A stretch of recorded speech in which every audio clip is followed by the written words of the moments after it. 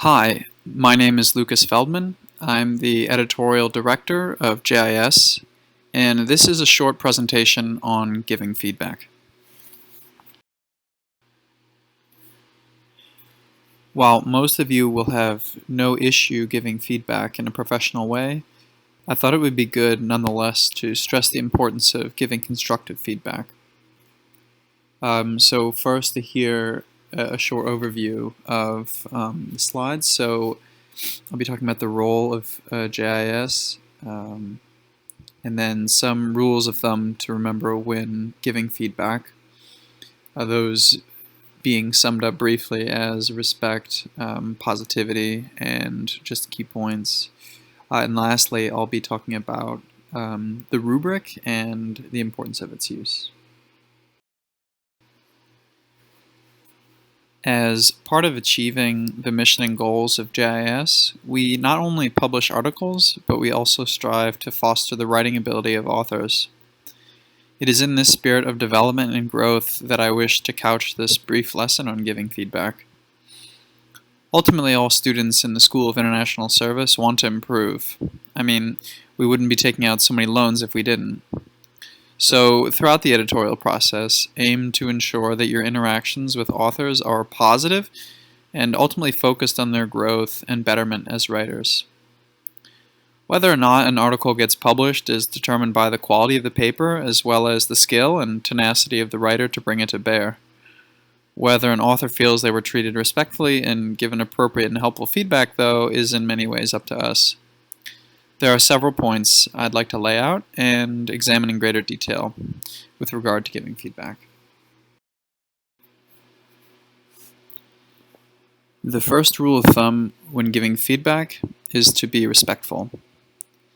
The process of getting published in JIS should ultimately be one in which the student enriches their writing abilities and makes known their thoughts through publication. Through respectful conduct and treatment of authors, we ensure a smooth, functioning journal that produces quality work and was a gratifying experience for all involved.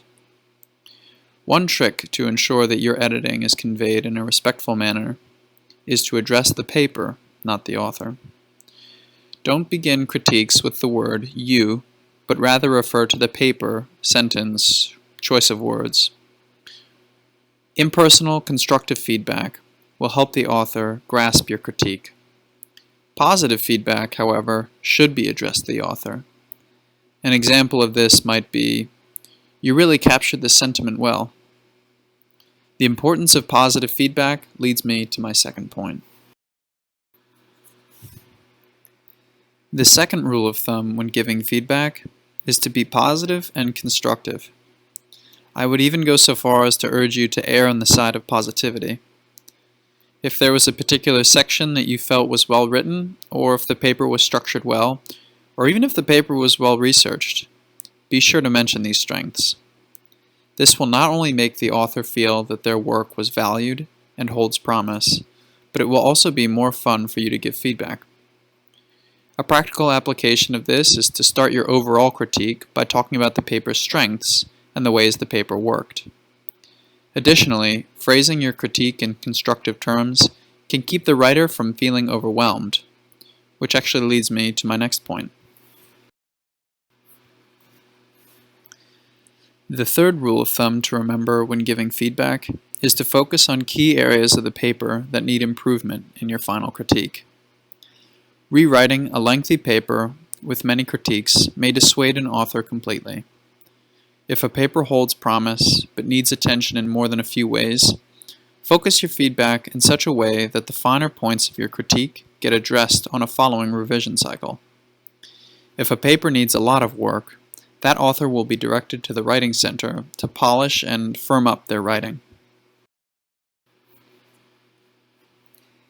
In terms of assessing papers on their strengths and merits, please utilize the JIS rubric, which details scores and is organized by category. This rubric should be used by you in your critique and will help clarify where an author needs work and whether or not that article is ready for publication. Using the rubric ensures that editors are using the same criteria and a standardized process.